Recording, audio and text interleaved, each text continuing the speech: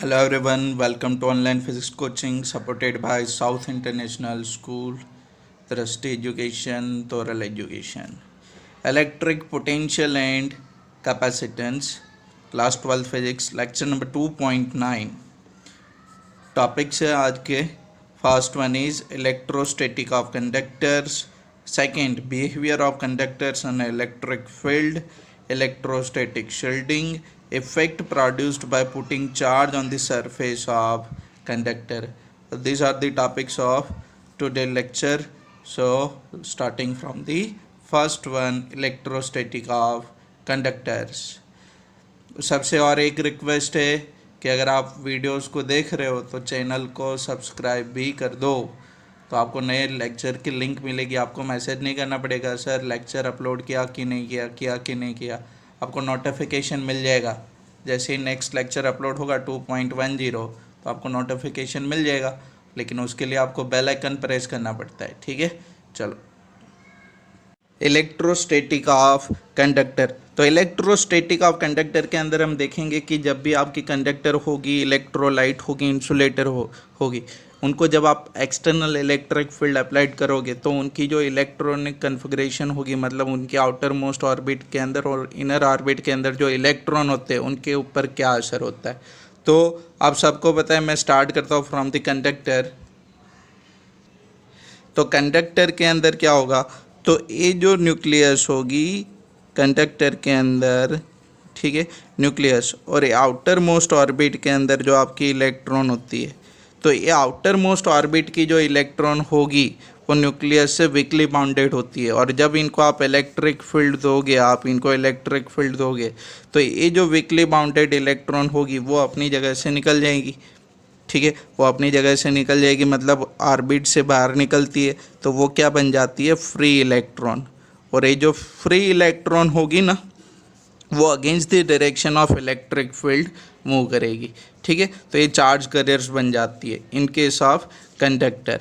और आपका जो एटम और आपकी एटम, ये जो पॉजिटिव आयंस बनेगी, ठीक है, क्योंकि इलेक्ट्रॉन निकल गया तो ये क्या बनेगा, पॉजिटिव आयंस बन जाएगा. तो और इनर ऑर्बिट की जो इलेक्ट्रॉन बाउंडेड होती है वो अपनी जगह पे क्या रहती है, स्टेडी रहती है. मतलब कि कंडक्टर के अंदर आपकी जो इलेक्ट्रॉन मूव करती है ना, उसकी वजह से आपको इलेक्ट्रिसिटी मिलती है. ठीक है, करंट मिलता है. क्लियर. चलो, फिर सेकंड आती है आपकी इलेक्ट्रोलाइट. तो इलेक्ट्रोलाइट के अंदर क्या होगा, तो इलेक्ट्रोलाइट के अंदर भी ऐसे ही आपकी जो पॉजिटिव एंड नेगेटिव आयंस होगी, ठीक है, वो क्या बन जाती है, चार्ज कैरियर्स बन जाती है. और आपकी से नेक्स्ट है सेमीकंडक्टर, सॉरी इंसुलेटर, सेमीकंडक्टर नहीं, इंसुलेटर. तो इंसुलेटर के अंदर क्या होगा कि आपकी जो आउटर मोस्ट ऑर्बिट के अंदर जो इलेक्ट्रॉन होगी ना, ठीक है, वो भी स्ट्रांगली बाउंडेड होती है टू द न्यूक्लियस. मतलब कि जब भी आप इलेक्ट्रिक फील्ड दोगे फिर भी इंसुलेटर की जो आउटर मोस्ट इलेक्ट्रॉन है ना, वो बाहर नहीं निकलती. मतलब वहाँ पे आपकी फ्री इलेक्ट्रॉन नहीं मिलेगी. तो फ्री इलेक्ट्रॉन आपको नहीं मिलेगी इंसुलेटर में फ्री इलेक्ट्रॉन नहीं मिलेगी, मतलब कि वहाँ पे चार्ज कैरियर्स नहीं मिलेगा आपको. ठीक है, they are poor conductors of electricity. Clear. चलो, फिर next, behaviour of conductor in electrostatic field. अगर मैं एक कंडक्टिंग स्लेब को इलेक्ट्रिक फील्ड के अंदर रखूँ तो उनकी बिहेवियर क्या होगी, तो वो पॉइंट बाय पॉइंट हमें डिस्कस करना है. ठीक है, चलो. तो अगर मैं कोई कंडक्टिंग स्लेब को इलेक्ट्रिक फील्ड के अंदर रखूँ तो first, net electrostatic field is zero interior of the conductor. देखो, ये ध्यान से आप लर्न करना. ठीक है, इनको समझना, सारे टॉपिक को हमें समझना है. तो फर्स्ट पॉइंट हमें क्या कहता है कि जब भी आप कोई कंडक्टिंग स्लेब को इलेक्ट्रिक फील्ड के अंदर रखोगे तो उनके अंदर नेट इलेक्ट्रिक फील्ड क्या बनेगा, जीरो बनेगा. चलो, मैं आपको एक्सप्लेन करता हूँ. जब भी मैं कंडक्टर को इलेक्ट्रिक फील्ड के अंदर रखूँ, ठीक है, तो एक कंडक्टर के अंदर ना चार्जेस इंड्यूस्ड होती है.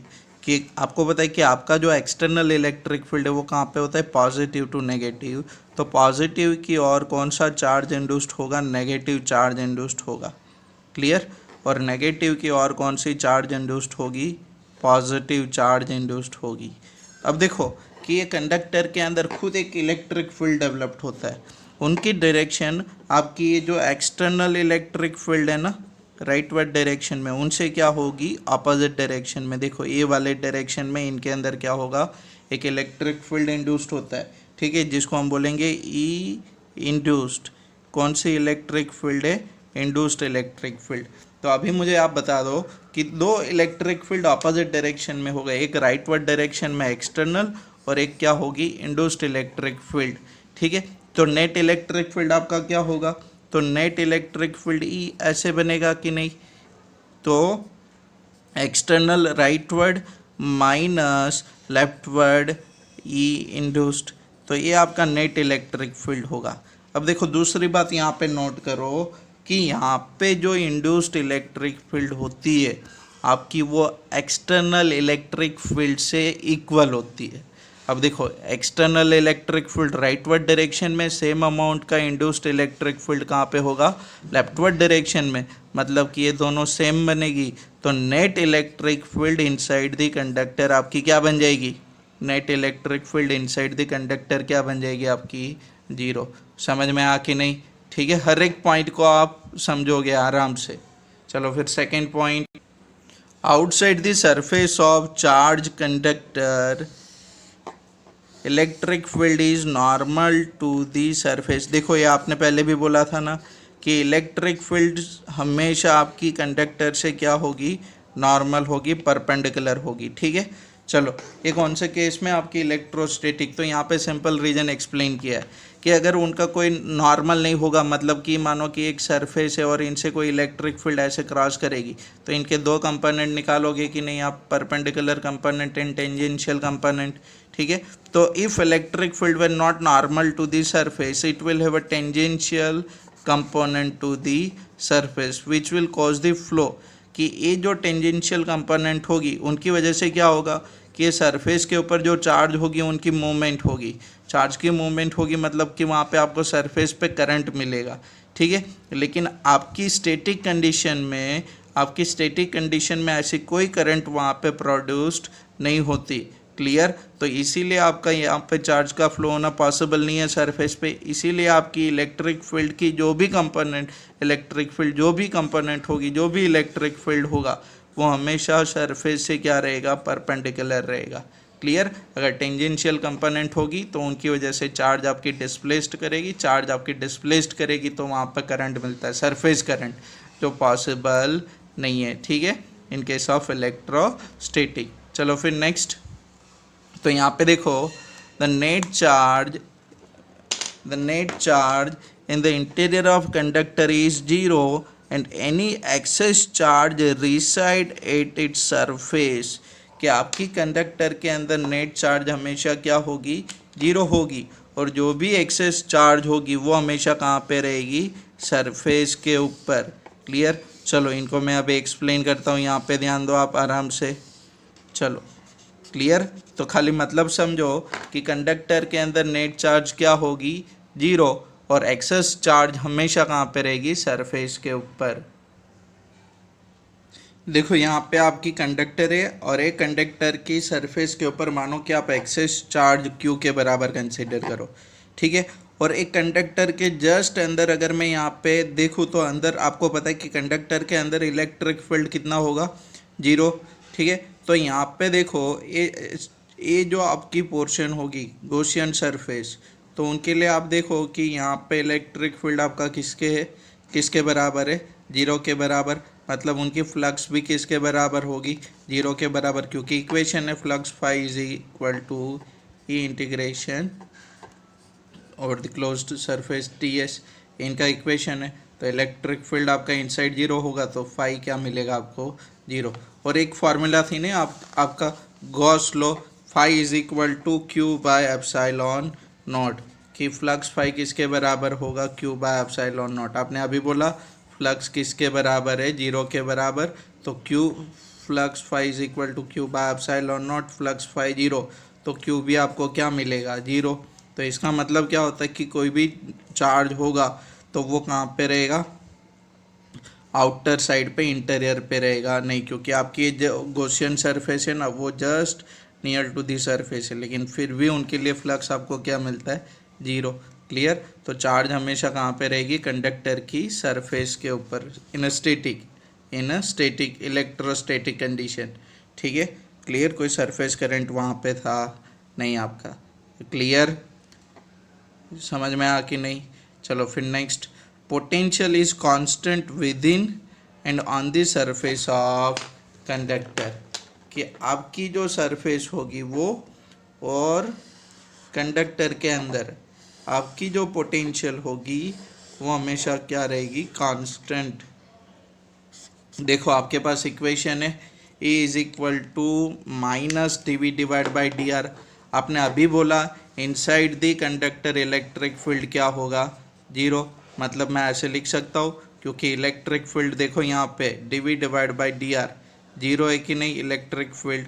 और किसी का भी आप डिफरेंशिएशन करो और अगर वो जीरो मिले, ठीक है, तो उसका मतलब क्या होता है? वो क्वांटिटी आपकी क्या बन जाएगी? ठीक है, जिसका भी डिफरेंशिएशन किया आपने d we divide by D r zero. D r पता है आपको क्या है? ठीक है, डिस्टेंस है। ठीक है, तो डी वी आपका क्या मिल गया? Differentiation with reference to distance from the centre. तो ये D we divide by D R मतलब differentiation of potential is zero. मतलब आपकी ये जो पोटेंशियल होगी वो क्या होगी? कांस्टेंट। क्लियर?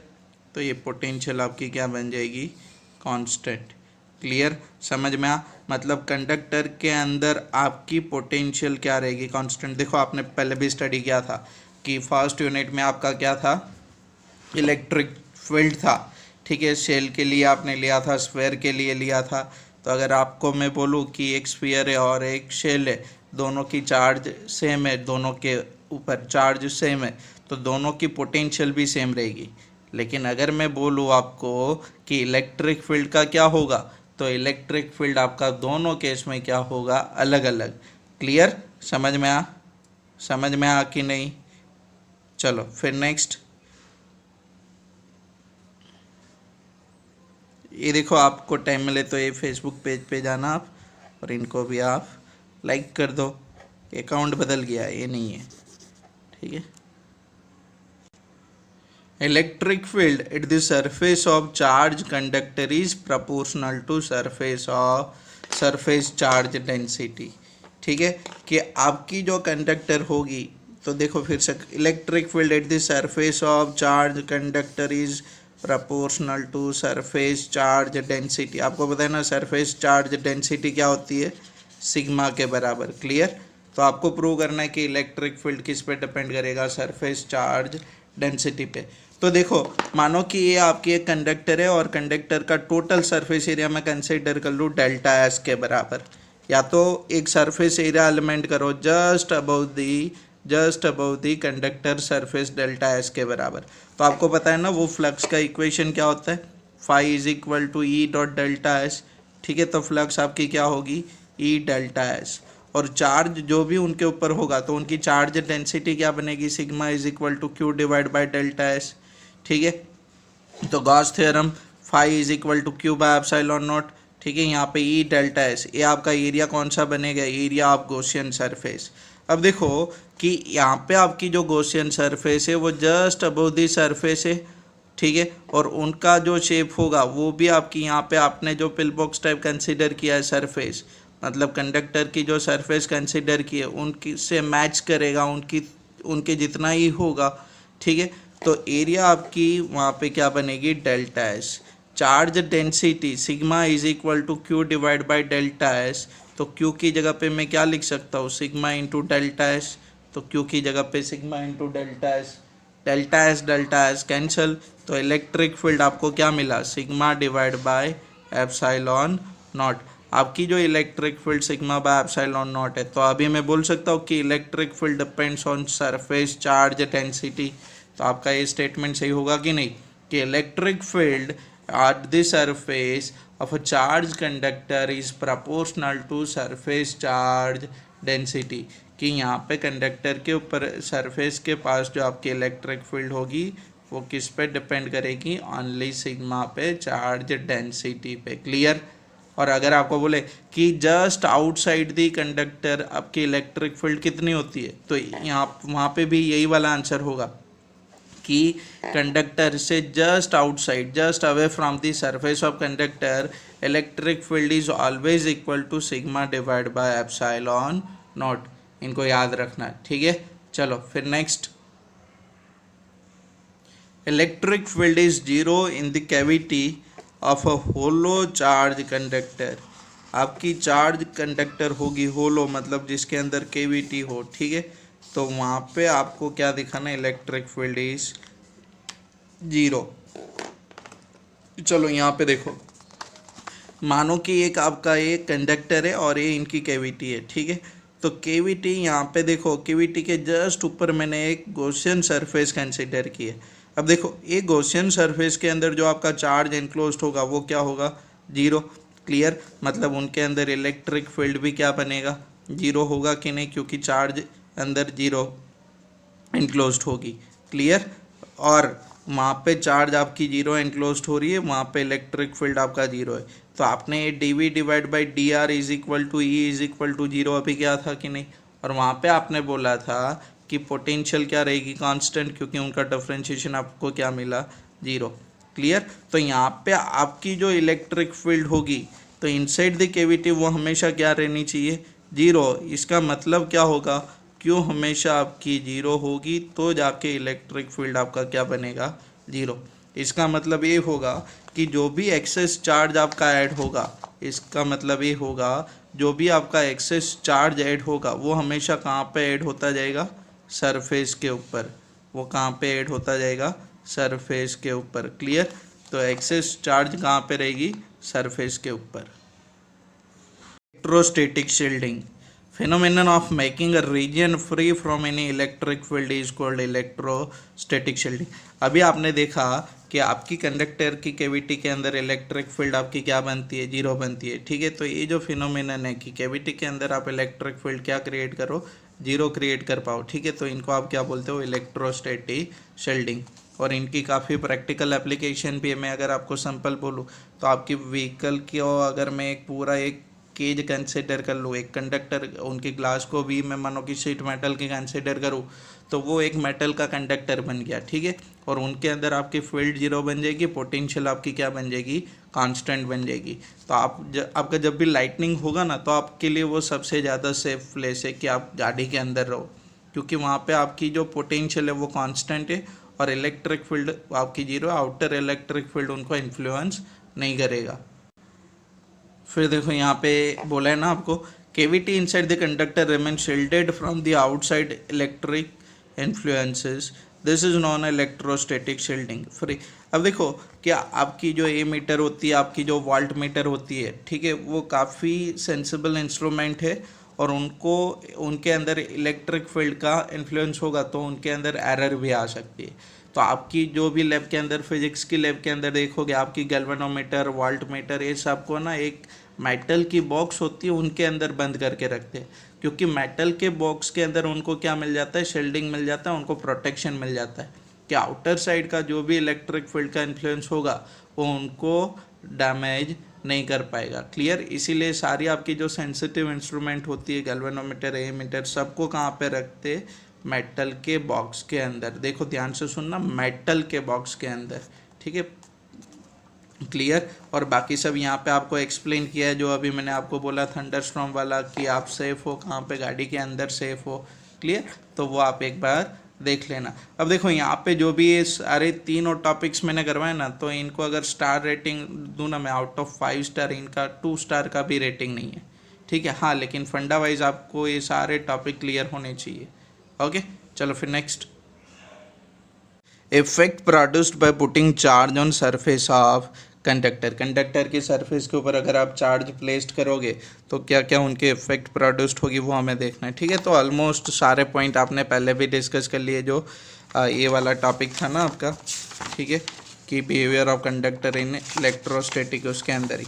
चलो तो यहाँ पे देखो टॉपिक बाई टॉपिक जाते हैं।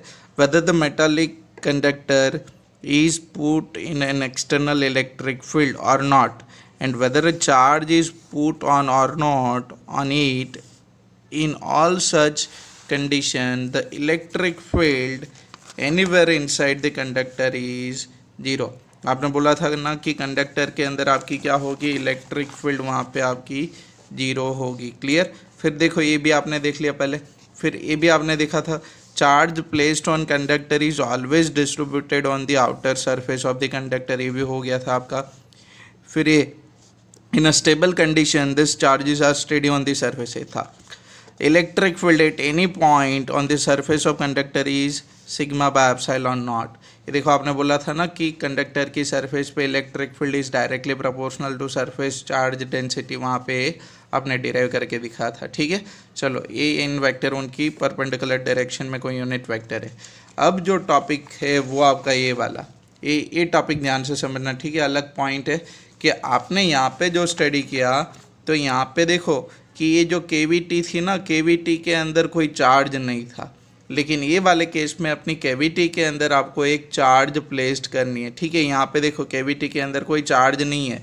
ठीक है, लेकिन देखो यहाँ पे अगर मैं एक कैविटी के अंदर एक चार्ज प्लेस्ड करूँ, फोकस बना देता हूँ मैं, अगर मैं केविटी के अंदर यहाँ पे एक चार्ज प्लेस्ड करूँ, ठीक है, तो ये केविटी की जो पॉइंट पे या तो इनर साइड पे चार्ज होगा, उनकी वजह से ना आपकी केविटी की यहाँ पे चार्जेस इंड्यूस्ड होती है। क्लियर, चार्जेस यहाँ पे इंड्यूस्ड होगी कहाँ पे, एक केविटी की इनर सरफेस पे, कहाँ पे, केविटी की इनर सरफेस पे। और ऐसे चार्ज इंड्यूस्ड होगी कि ये जो रीजन है ना आपका केविटी से ये वाला रीजन, वहाँ पे ये वाले रीजन में आपको इलेक्ट्रिक फील्ड जीरो मिलेगा। यहाँ पे ये जो मैंने डार्क किया ना अभी, वहाँ पे आपको इलेक्ट्रिक फील्ड क्या मिलेगी, जीरो। लेकिन उनके अंदर और उनके बाहर आपकी इलेक्ट्रिक फील्ड क्या बनेगी, नॉन जीरो। तो ये ध्यान में रखना कि जब भी सेंटर यहाँ पे केविटी के अंदर चार्ज होगा तो वहाँ पे इलेक्ट्रिक फील्ड नॉन जीरो होगा, लेकिन ये जो पोर्शन है आपका, क्लियर, वहाँ पे इलेक्ट्रिक फील्ड आपकी क्या बनेगी, ये पोर्शन के अंदर इलेक्ट्रिक फील्ड आपकी जीरो के बराबर बनेगी, लेकिन आउटसाइड क्या बनेगा, नॉन जीरो। तो देखो, if some charge is placed inside the cavity in the conductor, then the charges are so induced on the surface of the cavity, ये अंदर जो आपको मैंने दिखा ना वो, clear, on the outer surface of conductor electric field in the region which is inside the conductor but outside the cavity becomes zero। एक cavity के बाहर लेकिन कंडक्टर के अंदर ये जो आपकी रीजन है वहाँ पे इलेक्ट्रिक फील्ड जीरो, और ये दो मैंने जो नॉन जीरो बोले वो एक इनर और एक outer one. The electric field inside the cavity is non-zero, electric field outside the conductor is due to the charges is also non-zero, जैसे मैंने आपको बोला वो। ठीक है, ये जो डार्क किया वहाँ पे इलेक्ट्रिक फील्ड आपका जीरो होगा, ये अंदर और बाहर इलेक्ट्रिक फील्ड आपकी नॉन जीरो होगी। क्लियर, तो एक टॉपिक था आपको समझने वाला। ठीक है, तो देखो ये जो टॉपिक्स है सारे इतने ज़्यादा इम्पोर्टेंट नहीं है, लेकिन हाँ इनको समझना ज़रूरी है। ठीक है, तो आप इनको रेफ़र करो एंड लर्न करो। Okay, bye.